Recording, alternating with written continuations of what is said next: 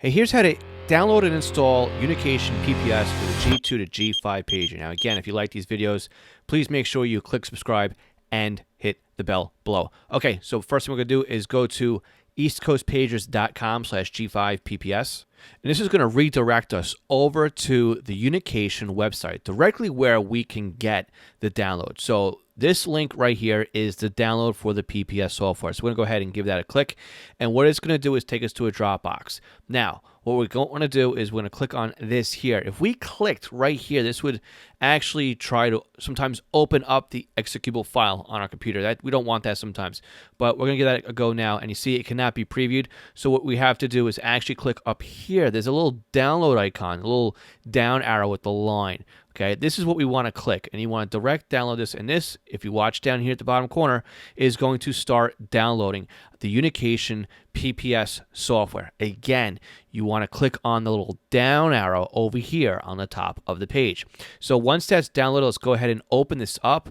And again, we are just going to double click on the file folder, and there's an executable file right inside here, which we can just double click to start the executable process. Now, Windows is going to tell us it's protecting us, but we don't really want that to happen. We want to actually install the software. So we're going to click on more information.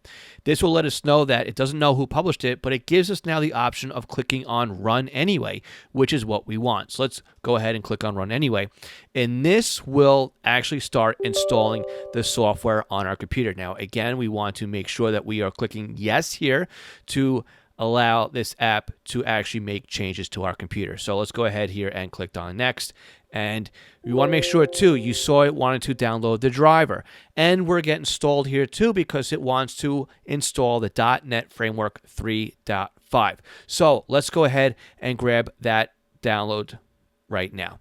So down in the links area in the description of the video, we're going to put a link for the .NET 3.5. So again, we're going to just pick our native language here, which is English, and click on download. So down here at the bottom, we are getting a download to install, or actually to download. Once that is done, we will just click on that. Again, we're going to click yes to let it install, and we are going to download and install this feature. We're going to let Windows do its thing for a few minutes here, and then we'll come back to the Unication PPS installation once this is done. Now, again, if you already have the .NET 3.5 installation on your desktop, you won't need to do this step right here. You can just jump right over it and continue with the installation of PPS. But because we don't have it, this is a brand new computer, we have to wait for this to happen. This will take a couple minutes while it downloads. Okay, and with the magic of editing, we can see that the file is just about done downloading the required files. And it automatically starts kicking off the installation process.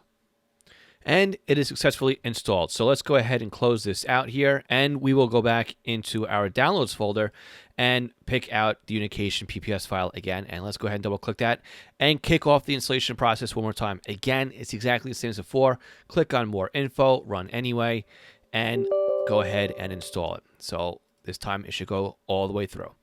And you can see just with that last step, it installed the driver, which was required. Click on next. We're going to install it into the default directory. Let's not change that. Click on next.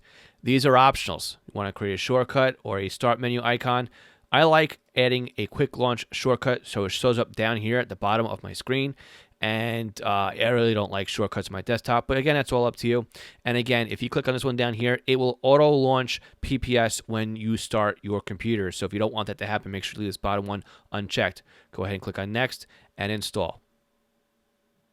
And just like that, it is installed. So let's go ahead and close out all of the unnecessary windows here, and let's launch the software. So it's going to ask us for a password. The username and password are exactly the same. All lowercase, admin, admin. And we hit enter and log on.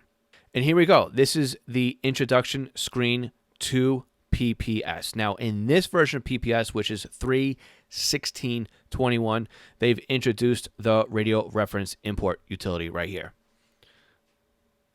That's all it takes to actually install the software. Make sure you check our playlists or extra videos. We will have more videos and tutorials on how to actually start programming the pager.